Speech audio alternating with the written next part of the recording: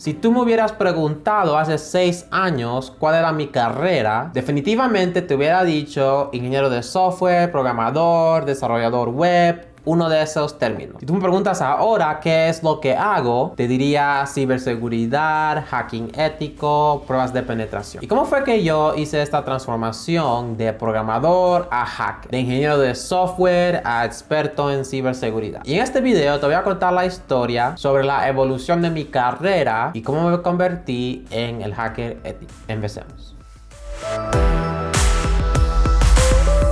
Bienvenidos a todos a un nuevo episodio del Hacker Ético. Como dije en la introducción, te voy a contar mi historia sobre mi transformación de ingeniero de software, programador y cómo quedé en el mundo de la ciberseguridad y el hacking ético. Y todo empezó para mí cuando yo tenía 15 años. Y a los 15 años yo tomé una clase de videojuegos en mi escuela. Y en esta clase empezamos a crear videojuegos con una aplicación llamada Game Maker. Y con esta aplicación podrías usar personajes predefinidos, instrucciones predefinidas para organizar un flujo de un juego. Y yo no lo sabía en este tiempo, pero técnicamente yo estaba haciendo una forma de programación con esa aplicación. Pero ese nivel de programación era de muy alto nivel, en donde no tenías que escribir código, por decirlo así, solamente tenías que usar el ratón y poner las instrucciones predefinidas en tu juego. Pero esta clase me abrió la mente y me dio curiosidad saber cómo es que se crean los videojuegos profesionales. Entonces un día después de la escuela fui al internet y busqué cómo es que se crean los videojuegos. Todos los resultados que me salieron decían que los videojuegos se crean usando lenguajes de programación, y el lenguaje de programación más usado en el mundo profesional de videojuegos es C++. Y sin pensarlo dos veces, yo dije, bueno, voy a empezar a aprender C++. ¿Y cómo fue que empecé a aprender C++? Pues lo que hice fue, fui a YouTube, porque a los 15 años ya era el 2012. Yo fui a YouTube y lo que hice fue que encontré videos, tutoriales de C++ desde cero. Los conceptos de programación, los bucles, los variables y todo lo que necesitaba para aprender C++ estaba en YouTube. También encontré cursos de programación de videojuegos en YouTube usando C++ y una librería llamada Allegro. Y mientras que mis otros compañeros de escuela iban a su casa después de la escuela a jugar videojuegos, a salir a fiesta, yo emocionadamente después de la escuela me sentaba en mi computadora y me ponía a ver estos videos de programación y empezaba a programar. Y poco a poco aprendí a programar viendo estos videos de YouTube. Y me acuerdo que la primera aplicación que yo creé fue una calculadora basada en texto. Entonces este programa de calculadora te preguntaba qué operación querías hacer, presiona 1 para adición, presiona 2 para sustracción, y después te pedía los números que tú querías subtraer o multiplicar o lo que sea, y te daba el resultado al final.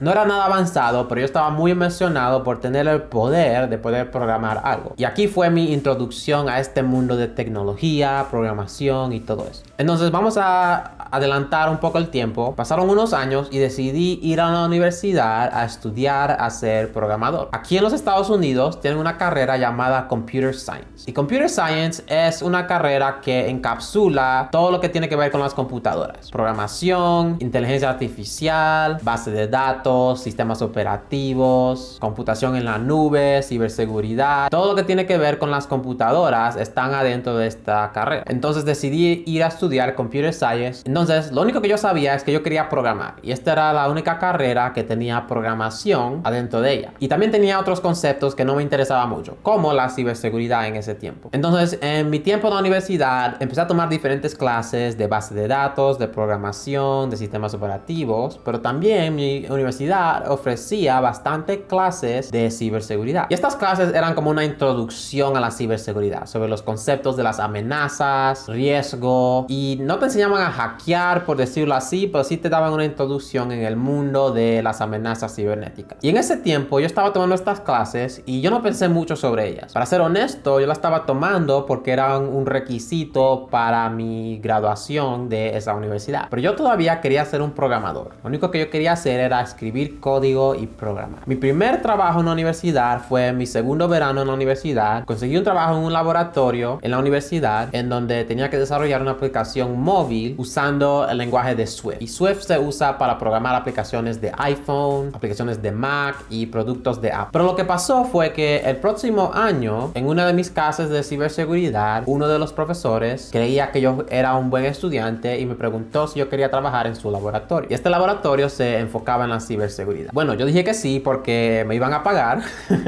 Y también porque, bueno, era una buena oportunidad para trabajar en proyectos en este laboratorio. Y yo no sabía absolutamente nada sobre la ciberseguridad, el sistema operativo de Linux. Y sentí como que me tiraron a una piscina sin saber nada. El profesor dijo, oye, tenemos estos proyectos, mira cuál te interesa y empieza a contribuir. Y yo dije, miércoles, pues yo no estoy cómodo con ninguno de estos conceptos. Yo solamente vine aquí a programar. Pero estos proyectos de análisis de malware y de análisis de paquetes de red y todas estas cosas no son cosas que me interesaban en ese tiempo. Pero por suerte sí encontré un proyecto en el laboratorio que requería programación y de una vez empecé a trabajar en ese proyecto. Y el proyecto me dio la oportunidad de programar y contribuir y aportar mis conocimientos, pero también me motivó a aprender algunos conceptos de ciberseguridad. El proyecto era que tenía que desarrollar una aplicación en donde profesores pueden ir y crear laboratorios virtuales para estudiantes. Y estos laboratorios eran como simulaciones en donde los estudiantes podían practicar conceptos de hacking y ciberseguridad y cómo configurar su firewall para bloquear paquetes y cosas así. Pero el profesor quería que esta aplicación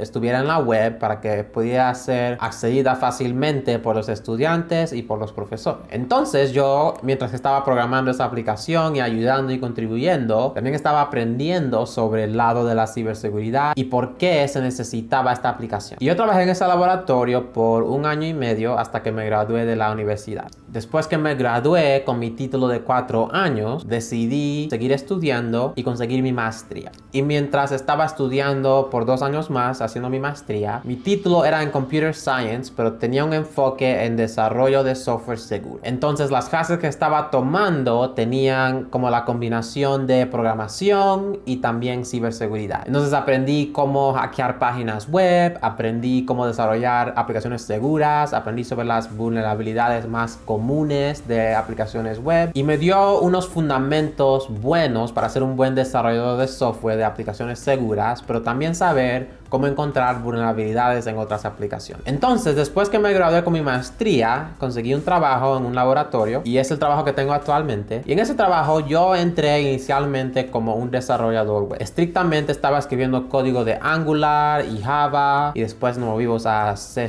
y .NET. Pero había una demanda por expertos en ciberseguridad adentro de ese laboratorio. Entonces, nuestros jefes estaban creando un equipo nuevo con personas que querían entrenarse en ciberseguridad para poder ayudar a los otros grupos adentro de este laboratorio para que sean más conscientes sobre la ciberseguridad y el código que escriben. Entonces yo alcé mi mano y dije, bueno, yo tengo un poco de experiencia en conceptos de ciberseguridad, quizás yo pueda aportar a este nuevo grupo. Y bueno, me escogieron para estar en este nuevo grupo, nos compraron un entrenamiento muy caro, pero el entrenamiento era esencialmente un entrenamiento de hacking ético. Nos enseñaron cómo hackear aplicaciones web, pero también nos enseñaron cómo entrar en una red de una empresa, buscar todas las direcciones IP que tienen un servicio corriendo en él y cómo explotar diferentes servicios en esta red. Y esencialmente nos entrenaron como hackers éticos. Y desde ahí mi trabajo cambió y fui menos un desarrollador de software y más un hacker ético. Y me convertí en alguien en cual otra gente pide mis consejos sobre la seguridad de una aplicación o me piden que hagan una prueba de penetración y cosas así. Y poco a poco yo tomé más y más entrenamientos y empecé a aprender más y más sobre el hacking, la ciberseguridad, porque bueno, era algo que me contrataron a hacer y la verdad es que yo vi una oportunidad aquí. Yo vi una oportunidad para combinar mi experiencia como desarrollador y aplicarla al mundo de la ciberseguridad y creo que esta perspectiva de tener las dos especializaciones, por decirlo así, me hace un mejor desarrollador de software y también un mejor hacker ético. Porque imagínate que tú contratas un hacker ético ético y tú eres un desarrollador y el hacker ético te dice todo lo que está malo con tu aplicación y todo lo que tienes que arreglar. Tú como desarrollador te vas a sentir atacado porque alguien externo vino y te dijo que estás haciendo mal con tu trabajo. Pero yo, como soy un desarrollador también, puedo hablarles a los desarrolladores de una manera en cual no se sientan atacados o defensivos, porque yo puedo decirles, oye, yo he hecho lo mismo en mis aplicaciones, pero ahora aprendí que solamente tengo que cambiar esta línea y ahora la seguridad de la aplicación va a mejorar significativamente. Y esta perspectiva me ayuda mucho. Pero también como desarrollador de software, yo